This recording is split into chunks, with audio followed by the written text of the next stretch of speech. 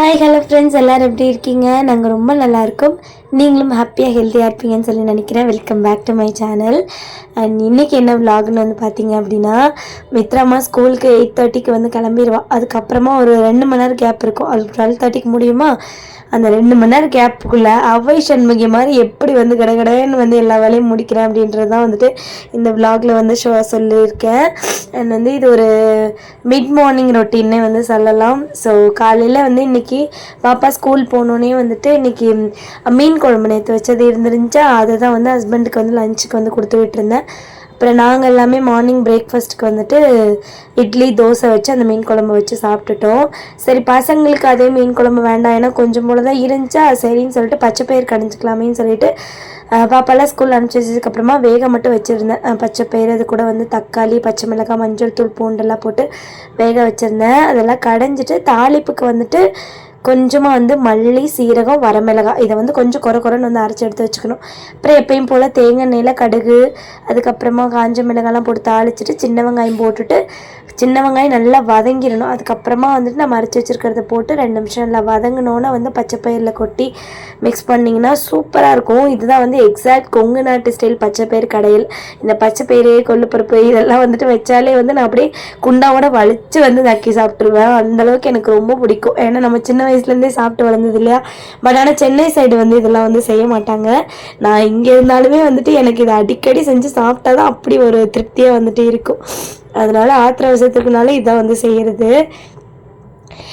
சமையல் வேலையில் வந்து ஆல்மோஸ்ட் காலையிலே முடிஞ்சிடும். முடிஞ்சதுக்கப்புறமா வந்துட்டு இந்த கவுண்டர் டாப் க்ளீன் பண்ணுறது தான். ரொம்ப நாள் ஆச்சு. அதுவும் நேற்று மீன்லாம் வந்து ஃப்ரை பண்ணோமா, சரி ஓகே. அந்த வால் டைல்ஸ் எல்லாம் பயங்கரமாக வந்து எண்ணெய் பிசுக்காக வந்து இருந்துச்சு. ஆல்ரெடி நம்ம வீடியோ ஸ்டார்டிங்லேருந்து பார்க்குறவங்களுக்கே தெரியும், நம்ம வீட்டில் வந்து எக்ஸாஸ்ட் ஃபேன் கிடையாது. கிச்சனில் ஒரு சின்ன ஜன்னல் கூட வந்து கிடையாது. புகை எல்லாமே போயிட்டு இந்த பக்கத்தில் அந்த திங்ஸ் எல்லாம் வச்சுருப்போம் பாருங்க, அது மேலே தான் ஃபுல்லாக வந்து அப்பி போயிருக்கும். அந்த மேலே கிராசரி வச்சுருக்க கண்டெய்னர்லையுமே வந்து அவ்வளோ ஒரு எண்ணெய் பிசுக்கு இருக்கும். ஸோ அதெல்லாம் க்ளீனே பண்ண முடியாது. அதுலேயே இந்த ஆயில் டிஸ்பென்சர்லாம் வச்சுருக்க அந்த ட்ரேலாம் வந்து பார்த்தீங்க அப்படின்னா அந்த பேஸ்ட் மாதிரி, லைக் ஒரு பசை மாதிரி வந்துட்டு அவ்வளோ ஒரு எண்ணெய் பிசுக்கு வந்து அப்படி பசை மாதிரியே இருக்கும். அதை எடுத்து க்ளீனே பண்ண முடியாது. நான் என்னைக்காச்சும் ஒரு நாள் தான் அதை எடுத்து க்ளீன் பண்ணுவேன். அதுவும் ஃபுல்லாலாம் டீப் க்ளீன்லாம் வந்து பண்ணாலுமே வந்துட்டு அது ஒழுங்காக போகவே மாட்டேங்குது. அது ட்ரேவை தான் மாற்றணுன்ட்டு இருக்கேன். இந்த சைடு நம்ம ஒரு வேலையை பார்த்துட்டு இருந்தா, நம்மால் வந்துட்டு இங்கே ஆப்பிள் கட் பண்ணி கொடுத்துருந்தேன்னா, நான் ஏதாவது வேலை பார்க்க போகிறேன் அப்படின்னா பாப்பா இருந்தால் அவன் கூட சேர்ந்து விளையாடுவான். இப்போ அந்த ஒரு 2 மணி நேரம் அவன் தனியாக தான் இருக்கணுமா, அதனால என்னை போட்டு நோயினுவான். ஏதாவது ஃப்ரூட்ஸ் கட் பண்ணி கொடுத்தேன் அப்படின்னா சிவனேன்னு கொஞ்சம் நேரம் உட்காந்து சாப்பிட்டுட்டு இருப்பேன். ஆப்பிள் கேட்டான்னு சொல்லி கட் பண்ணி கொடுத்தேன். கொஞ்சத்தை சாப்பிட்டு மீதி எல்லாம் வந்து தரையில் போட்டு தேய்ச்சி வச்சுருந்தான். இன்னும் கொஞ்ச நேரம் விட்டுருந்தோம் அப்படின்னா தரை பூரா வந்து அப்பி ரொம்ப பிசுக்காக இருக்கும். அதனால சரி உடனே வந்து கையோட அதை எடுத்துருவோன்னு சொல்லிட்டு எடுத்துகிட்டு வந்ததுக்கப்புறமா வந்து இந்த கவுண்டர் டாப்லாம் வந்து க்ளீன் பண்ண ஆரம்பிச்சாச்சு. நான் வந்து இதுக்கு ஸ்பெஷலாக வந்து இப்போ வரைக்கும் லிக்விட் எதுவுமே வந்து யூஸ் பண்ணதில்லை. நம்ம நார்மலாக பாத்திரம் விளக்கும் பாருங்க, அந்த சோப்பு வச்சு தான் வந்து ஸ்க்ரப்பை வச்சு தேய்ச்சி விட்ருவேன். இதில் என்ன ஒரு ட்ராபேக்காக இருக்குன்னா, நம்ம நீட்டாக வந்து கழுவணும், ஃபுல்லாக நிறைய தண்ணி ஊற்றி கழுவணும் அப்படின்னாலே இந்த மாதிரி கீழே வழிஞ்சிரும். அதனாலே வந்து முக்கால்வாசி 2-3 துணி வச்சு இது பண்ணுற மாதிரி தான் இருக்கும். ஏன்னா அந்த விளிம்பு இல்லை பார்த்தீங்களா கவுண்டர் டாப்பில். அதனால் நானும் சரி கீழே தண்ணி போனால் போயிட்டு போய் அதை மாப் போட்டுக்கலாம் அப்படின்ட்டு நானுமே இன்றைக்கி வந்து ஃபுல்லாகவே தண்ணி ஊற்றி கொஞ்சம் பொறுமையாக தான் வந்து க்ளீன் பண்ணிகிட்டு இருந்தேன். ஏன்னா இது இப்போ க்ளீன் பண்ணி விட்டோம் அப்படின்னா ஒரு 2 நாளைக்கு வந்து நல்லாயிருக்கும். அவ்வளோதானே, அவ்வளோ மேக்ஸிமம் அவ்வளோதான் வந்து நல்லாயிருக்கும். ஏன்னா வந்து புகை போகிறக்கு வர வழியில திருப்பி அதே மாதிரி தான் வால் டைல்ஸ்லாம் ரொம்பவே கேவலமாயிரும். அப்புறம் இந்த சைடு வந்து சிங்க் ஏரியாவில் இருக்க டைல்ஸு, அந்த சிங்க்கு எல்லாத்தையுமே வந்து ஃபுல்லாக வந்து டீப் க்ளீன் பண்ணி விட்டுட்டேன். இந்த மழை காலத்துலலாம் கூட 10 நாள் அடித்து மழை பெஞ்சா கூட வந்துட்டு சளியெல்லாம் பிடிக்காது. ஆனால் ஒரு சிலர் பாடிக்கெலாம் அடிக்கிற வெயிலுக்கு கூட வந்து சளி பிடிக்கும். அந்த மாதிரி தான் என்னோடய பாடி கண்டிஷனும் அப்படி தான். கிட்டத்தட்ட ஒரு 2 வீக்ஸாகவே வந்து சளி இருக்குது, விடுது, அப்புறம் திருப்பி வந்து வந்துடுது. நேற்று வந்து வாயடங்காமல் ரொம்ப வந்து ஐஸ்கிரீம் சாப்பிடணும். ஐஸ்கிரீம்லாம் சாப்பிட மாட்டேன் பெருசாக, ஏன்னா ஸ்வீட்லாம் வந்து அந்தளவுக்கு பிடிக்காத. நேற்று என்னன்னே தெரியல, சாப்பிடணும்னு பயங்கரமாக கிரேவிங்ஸ் இருந்துச்சு. சரி ஹஸ்பண்டை வாங்கிட்டு வர சொல்லி சாப்பிட்டாச்சு. அதுக்கு தான் வந்து இப்போ திருப்பி பயங்கரமாக வந்து சளி பிடிச்சிச்சு. அதனால் வாயால் பேசுறதுக்கு பதிலாக மூக்கால் பேசிகிட்டு இருக்கேன். அந்தளவுக்கு வந்து சளி பிடிச்சிருச்சு. உங்கள் யாருக்காருக்கெல்லாம் இந்த வெயில் காலத்தில் சளி பிடிக்கும்னு சொல்லி மறக்காமல் கமெண்ட்டில் சொல்லுங்கள். அப்புறம் எலெக்ஷன் வேறு முடிஞ்சிருச்சு. எலெக்ஷன் முடிஞ்சு நெக்ஸ்ட் டே தான் வந்துட்டு இந்த வீடியோக்கு நான் வந்து வாய்ஸ் ஓவர் கொடுத்துட்ருக்கேன். வீடியோ எடுத்து 4 நாள் ஆச்சு. என்றைக்குமே வந்து இந்த பொலிட்டிக்ஸ் சம்மந்தப்பட்ட எதையுமே நான் வந்து பார்க்கவே மாட்டேன். எங்கள் அப்பாலாம் காலையில் நியூஸ் போட்டார் அப்படின்னா திருப்பி அந்த நியூஸையே தான் வந்து போடுவாங்க நியூஸ் சேனலில். ஆனாலும் அதையே தான் வந்து நைட்டு வரைக்கும் உட்காந்து பார்ப்பாரு அவர் வீட்டில் இருந்தார் அப்படின்னா. இப்போ வந்து இந்த 2-3 நாளாக நான் அப்படி தான் இருக்கேன். இன்ஸ்டாவை திறந்த மணிக்கே தான் வந்து வச்சுட்ருக்கேன். எனக்கு வேறு எதுலேயுமே வந்து கான்சென்ட்ரேட் வரவே மாட்டேங்குது. அது என்னமோ வந்து இந்த டைம் தான் அப்படி இருக்கு. ஏன்னா இந்த 90s கிட்ஸ் எல்லாம் வந்து பிறந்து ஓட்டு போடுற டைம்லலாம் வந்துட்டு ஏடிஎம்கே டிஎம்கே இவங்கெல்லாம் வந்து ஆல்ரெடி இருந்தவங்க தான். ஸோ புதுசாக யாருமே அந்த டைமில் வந்து வரல இல்லையா. ஸோ கேப்டன் வந்து வந்தாங்க. பட் ஆனால் நமக்கு அந்தளவுக்கு வந்து அந்த டைமில் நாலேஜ் இல்லை. நமக்குன்னு சொல்ல மாட்டேன், எனக்கு வந்து அந்தளவுக்குலாம் வந்து அந்தளவுக்கு நாலேஜ் இல்லை அப்படின்ற மாதிரி தான் வந்து சொல்லுவேன். பட் இப்போது நமக்கு வந்து தனியாக ஒரு ஃபேமிலி ரன் பண்ணும்போது தான் விற்கிற விலைவாசி, அப்புறம் வந்து நாட்டில் என்னென்னலாம் நடக்குது அப்படின்றதுலாம் கொஞ்சம் வந்து லேசாக தெரியுது. பிகாஸ் ஆஃப் நம்ம எல்லாத்துலேயுமே ஃபோன் இருக்குது, சோஷியல் மீடியா யூஸ் பண்ணுறோம் அப்படின்றதுனால. ஸோ இந்த டைமில் வந்துட்டு ஒருத்தர் வந்து புதுசாக வர்றாரு, அதுவும் வந்து நிறையா வந்துட்டு பணத்தெல்லாம் விட்டுட்டு வர்றாரு, நம்ம மக்களுக்கு நல்லது செய்யணும்னு சொல்கிறாரு. நல்லது செய்வாரான்றது யாருக்குமே தெரியாது இப்போ வரைக்கும்.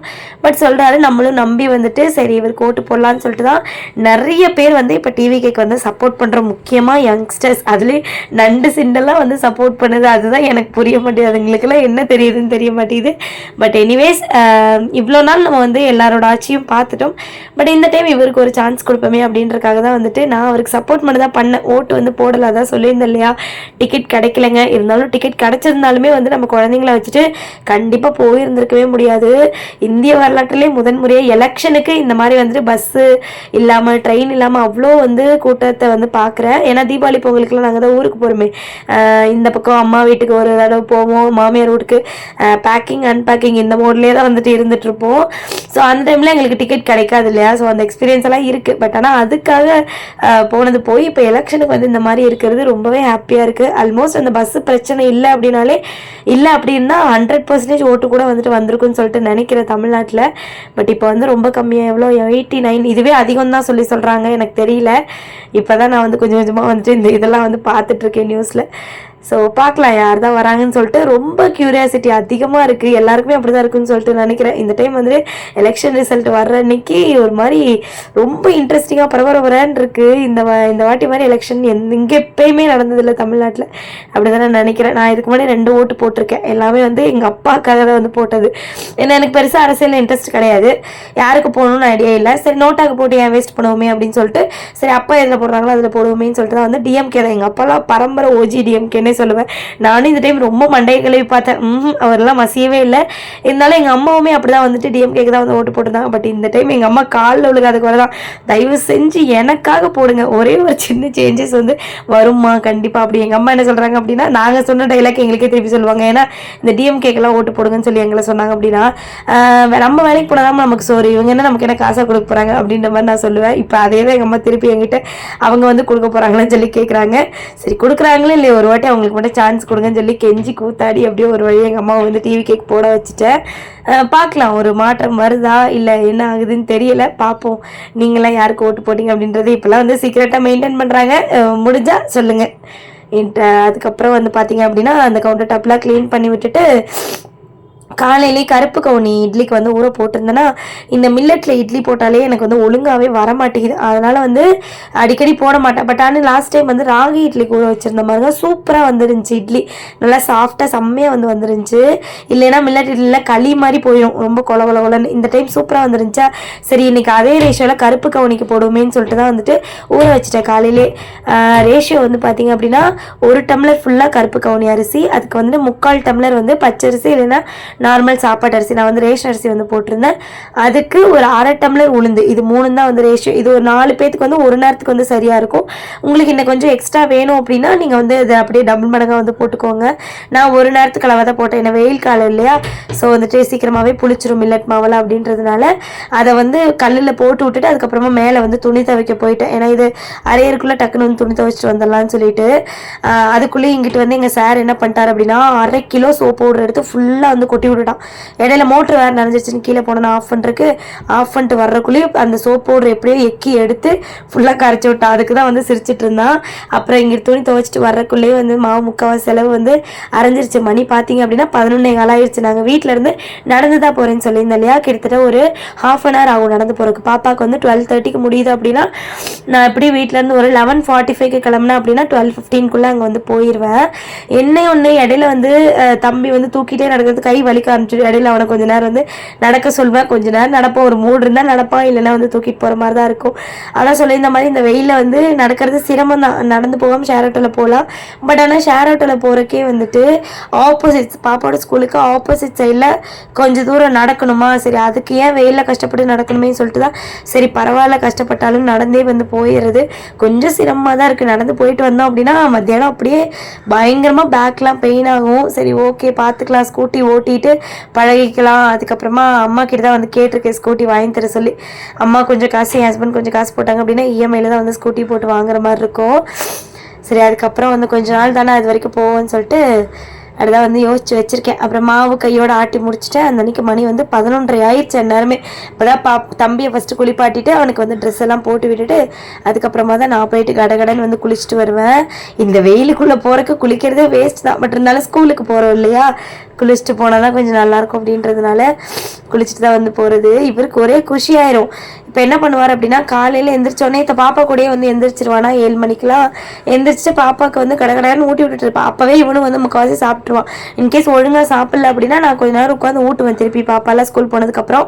அப்போ சாப்பிடல அப்படின்னா ஏதாவது ஃப்ரூட்ஸ் கட் பண்ணி கொடுத்துருவேன். எனக்கு வந்து இவன் சாப்பிடலைனாலும் பிரச்சனை இல்லை, எந்த ஃப்ரூட்ஸ்னாலும் வந்து சாப்பிட்டுக்குவான். நீங்கள் எந்த ஃப்ரூட்ஸ் வேணாலும் கொடுங்க, எந்த ஃப்ரூட்ஸ் வேணாலும் வந்து சாப்பிட்டுக்குவான். அப்படியே வந்து தம்பி ஆரம்பத்துலேருந்தே வந்து அந்த மாதிரியே பழகிட்டனால எங்கள் வீட்டில் வந்து இந்த ஸ்நாக்ஸ் எல்லாம் வாங்கி வைப்பாங்க பார்த்தீங்களா, வாரம் இந்த முறுக்கு மிச்சர் அந்த மாதிரிலாம் வந்து வாங்கி வைக்கிறமோ இல்லையோ, ஆனால் இந்த ஃப்ரூட்ஸ் வந்து எங்கள் வீட்டில் ரெகுலராக ஸ்டாக்கு வந்து வந்துக்கிட்டே தான் இருக்கும். 2 நாளைக்கு ஒருக்கா ஸ்டாக் பண்ணிகிட்டே தான் இருப்போம். ஃப்ரிட்ஜில் வைக்க மாட்டோம் ஃப்ரூட்ஸ் எதுவுமே, வெளியில் தான் வைப்போமா. அதனால் 2 நாளைக்கு அளவாக வாங்கி பசங்க சாப்பிட்டு காலி பண்ணதுக்கப்புறமா திருப்பி வந்து வாங்கிக்கிறது.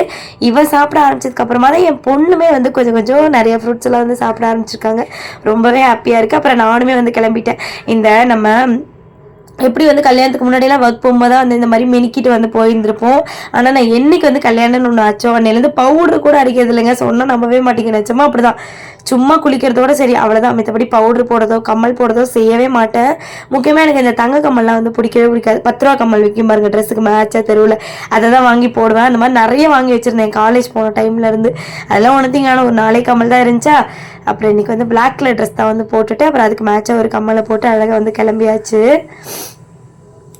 இல்லை வந்து கண்டிப்பாக போகும்போது வந்து கொடை எடுத்துகிட்டு போயிடுவேன். ஏன்னா வெயிலுக்குள்ளே ஃபஸ்ட்டு டே போகும்போது கொடை இல்லாமல் தான் நடந்து போனேன்னா அது என்னன்னே தெரில. அந்த அன்றைக்கி வெயில் சேரல என்னன்னு தெரியல. தம்பிக்கு அந்த அன்றைக்கி வந்து பயங்கரமாக ஃபீவர் வந்துருச்சு அந்த அன்றைக்கி நைட்டு. சரின்னு சொல்லிட்டு அடுத்த நாள் வந்துட்டு டாக்டர்கிட்டலாம் போயிட்டு அப்புறம் அடுத்த நாள் கொடையும் வாங்கி இப்போல்லாம் வந்து கொடை தான் வந்து எடுத்துகிட்டு போயிடுது. அப்புறம் இந்த வாட்ச் வந்து பார்த்திங்க அப்படின்னா என் தங்கச்சி வந்து பர்த்டேக்கு வாங்கி கிஃப்ட் பண்ணியிருந்தா ஒரு 2 வருஷத்துக்கு முன்னாடி. எனக்கு வந்து வாட்ச் கட்டுறதுனா ரொம்ப பிடிக்கும். நான் ஒர்க் போன வரைக்குமே வந்துட்டு வாட்செல்லாம் கட்டாத நாளே கிடையாது. இன்றைக்கி கல்யாணம் ஒன்றாச்சு அன்னையிலேருந்து வாட்சும் கட்டுறது கிடையாது, ஒன்றும் கட்டுறது கிடையாது. அப்படியே சுற்றி திரியுது. இதுவும் நல்லா ஒரு மாதிரி குட் ஃபீலாக தான் இருக்குது வெளியில் வந்து கிளம்பி போகிறது. பாப்பாவை ஸ்கூல் கூப்பிட்றதுக்கு வெயிலில் தான் போகிறேன். இருந்தாலுமே அது நல்லா இருக்குது போகிறக்கு. எனக்கு அது ஒரு 1 மணி நேரம் நடக்கிறது என்ன தான் கஷ்டமாக இருந்தாலும் போகிறக்கு ரொம்பவே வந்துட்டு பிடிக்கும்.